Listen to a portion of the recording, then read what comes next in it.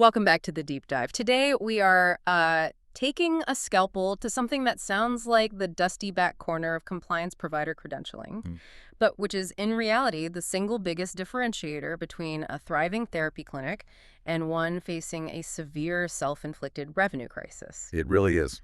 We've taken a stack of sources detailing the absolute mechanics, the major risks, and, the non-negotiable solutions for tracking new provider onboarding. And we're looking specifically within physical, occupational, and speech-language pathology practices. That's PT, OT, and SLP. Right. Our mission here is pretty clear. We are giving you the fast track to understanding how to stop those costly, agonizing delays before they even start. And that mission is urgent. I mean, credentialing, it's not optional. It's the gatekeeper. A gatekeeper, okay. It's the formal review and approval process of a provider's education, their licensure, their experience, and it's all mandated by the payers. Before a newly hired PT, OT, or SLP can legally bill anyone, Medicare, Medicaid, any private insurance plan for the services they're providing, this process has to be done. And if you don't have perfect visibility into it. If you don't have perfect visibility, you are actively losing revenue every single day. Okay, let's unpack this then and immediately define the stakes with a timeline. Because when we look at the source material, the timeline is the first big shock. It really is. Credentialing usually takes anywhere from 90 to 120 days. 3 to 4 months. 3 to 4 months. And during that entire time, that highly trained, newly hired therapist is often seeing patients, providing excellent care. But the clinic cannot submit a single claim for reimbursement. Not one. That 90 to 120-day window, I mean, it is the definition of a cash flow killer. Right. While the provider is delivering services, the clinic is absorbing the salary, the overhead, all the administrative costs, but the revenue stream, it's just completely blocked. And when you start putting numbers to that loss, it becomes tens of thousands of dollars, and it happens fast. So give us the truly memorable figure here. How bad does it get? Okay, so to put the financial pressure into perspective, if you look at physician practices, and the process is, structurally very similar for specialty therapy clinics, one analysis found that a 120-day delay in credentialing could result in the loss of over $122,000. Wow, $122,000. Yeah, that's $122,000 simply due to stalled paperwork and an inability to bill. That is an absolutely staggering figure, and it's all driven by administrative red tape. So walk us through how that number is calculated. Is that purely missed billing? It's both. This is a crucial point. The bulk of it, it's the missed billing for high-value patient services, the provider's salary and what you expect them to produce. But it also includes the administrative churn. All that time spent constantly following up with payers, often just to find out the application was missing one signature or one piece of documentation weeks ago. Right. So poor tracking, it guarantees poor cash flow, but it also creates this backlog of administrative debt that slows down everything else in your operations. And it creates a compliance risk too, doesn't it? 100%. If a provider is working for months without being credentialed, you risk having to write off those services entirely, or worse, running into billing violations. Exactly. And the consequence extends beyond just the bottom line. It hits patient care. If your systems are clogged because of these delays, patient access suffers. So you have a qualified provider, but you can't really use them. Exactly. You That's can't right. utilize them to their full capacity because they are effectively locked out of the reimbursement system. And that really defines the urgency factor here. Which means the time to act is, what, before the therapist even walks in the door? Oh, absolutely. Yeah. You have to initiate the credentialing process the moment the provider accepts the job offer, not on their official start date. If you wait. If you wait until day one of employment, you are already guaranteed a delay of 90 to 120 days. Starting the clock immediately after hiring is the only proven method for preventing that critical revenue gap. So given that high cost, the solution demands perfect visibility. Tracking isn't just checking a box. No. It's a detailed process of monitoring the application's journey. You need to know, was the initial package completed correctly? Have primary source verifications, like confirming their PT or OT license, have those been returned? And where is it right now? Yes. Which specific application is currently sitting on the desk of which specific insurance payer, and what is its status?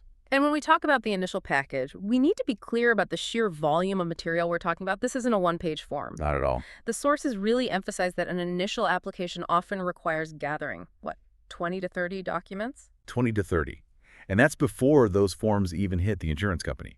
The internal verification of those documents, just making sure licenses and certifications are current and real, that alone can take 60 to 90 days. Wow. And that volume is the trap. If you're juggling 30 documents for, say, 5 different new hires, that's 150 documents you're trying to track. Yeah, that's a nightmare. And historically, clinics relied on decentralized filing cabinets, email chains, maybe a simple whiteboard. Right, whatever was handy. But that lack of centralized monitoring is precisely where documents get lost or forgotten.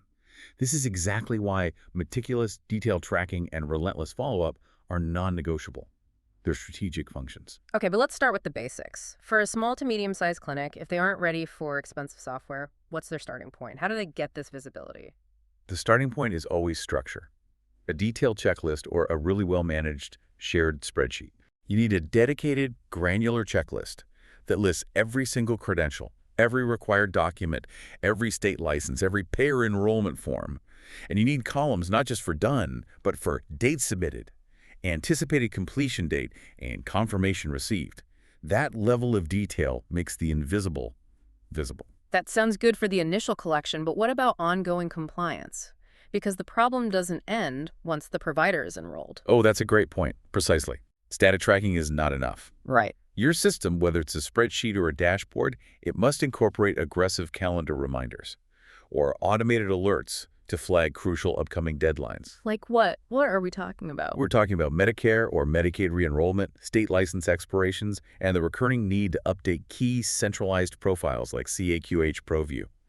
If those updates lapse, your whole credentialing status is invalidated and billing just snaps instantly. So that reminder system is arguably more critical than the initial checklist? In the long run, absolutely. And that need for continuous vigilance is, I assume, where technology comes in, right? Shifting us away from the limitations of a static spreadsheet. Exactly. What's the biggest advantage technology offers here? Automation and centralization. Modern credentialing software or even advanced cloud platforms.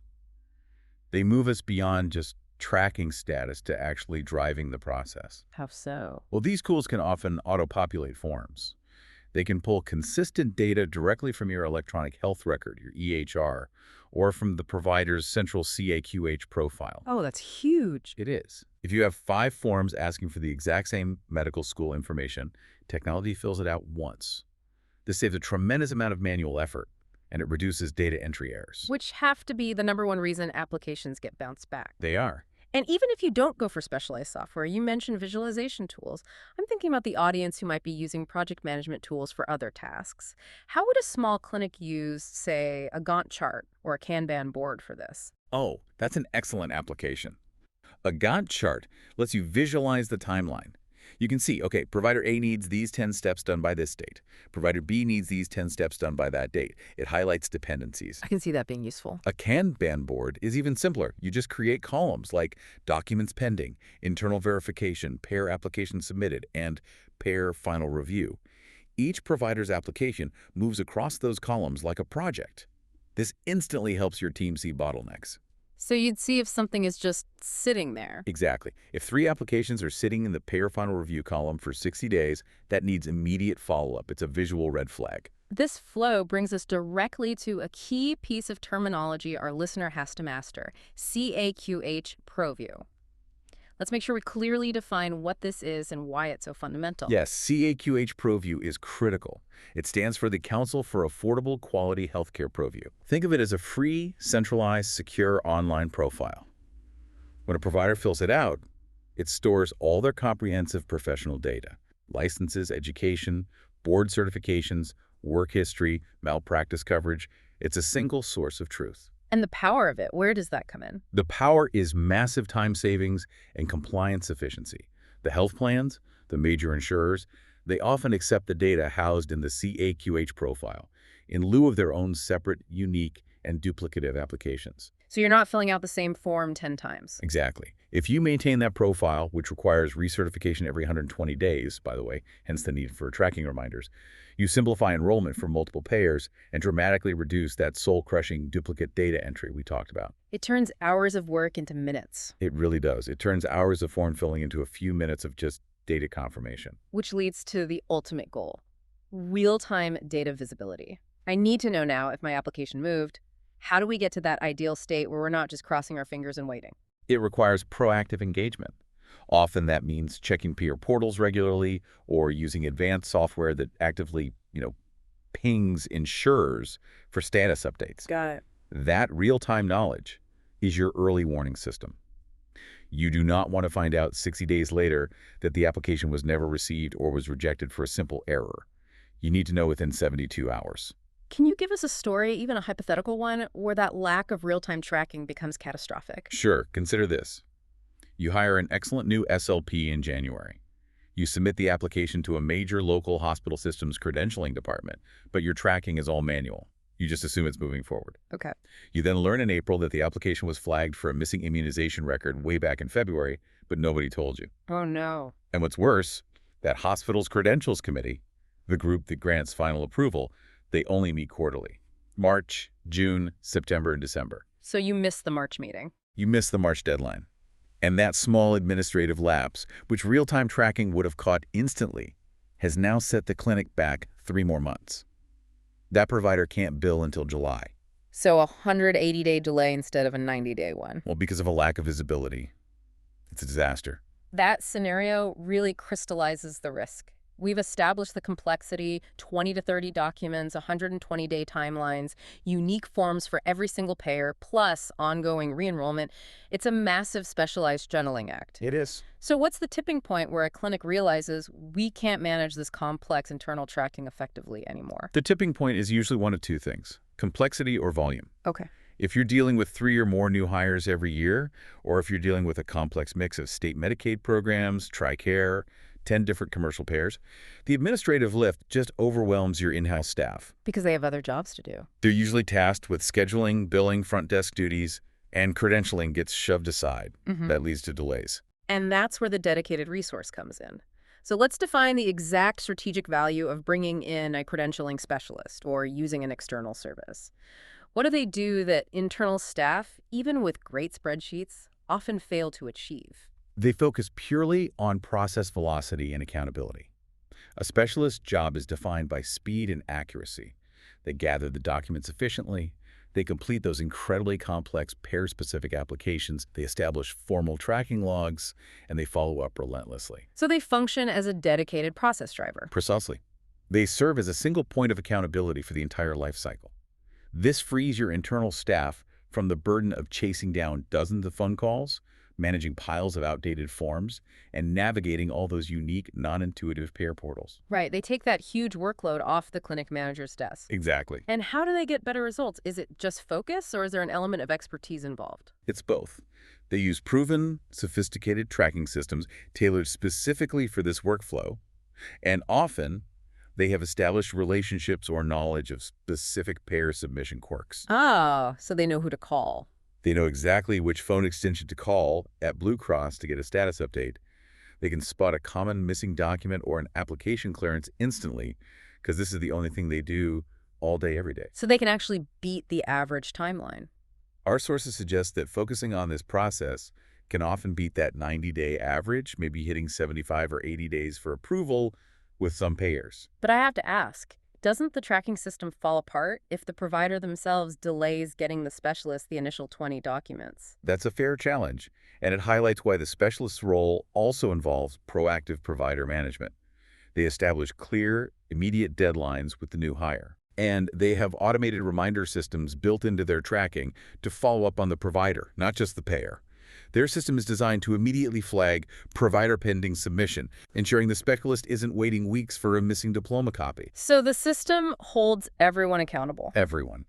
So what does this all mean for the clinic owner listening right now? What's the payoff? The payoff is operational excellence and maximized revenue. By combining detailed checklists, leveraging technology like CAQH ProView, and investing in expert support, you ensure your newly hired PT, OT, or SLP can start treating patients and generating billable revenue as close to their start date as humanly possible. You eliminate those agonizing revenue gaps. You minimize compliance So risk. you stop those $122,000 problems before they even start. That is the difference between simply meeting a bureaucratic requirement and turning that requirement into a strategic lever for profitability. That's it exactly. Okay, let's quickly internalize the three critical takeaways from this deep dive into tracking provider onboarding. 1. Credentialing is not fast. 90 to 120 days is the standard timeline you have to plan for it. 2. You must begin the tracking and submission process the day the job offer is accepted, not the day the therapist starts. Day 1. And 3.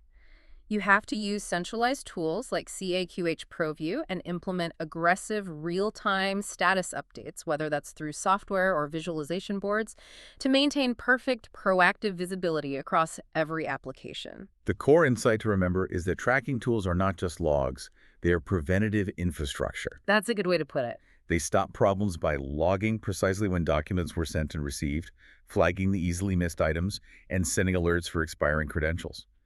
This structured, proactive approach eliminates the chaos that historically allowed paperwork to be lost, delayed, or forgotten. Right, forgotten by overtasked internal staff. Exactly. So here's a thought we'll leave you with. The process of credentialing is non-negotiable compliance, we know that. But effective tracking transforms it entirely. It becomes a strategic lever for maximizing immediate revenue.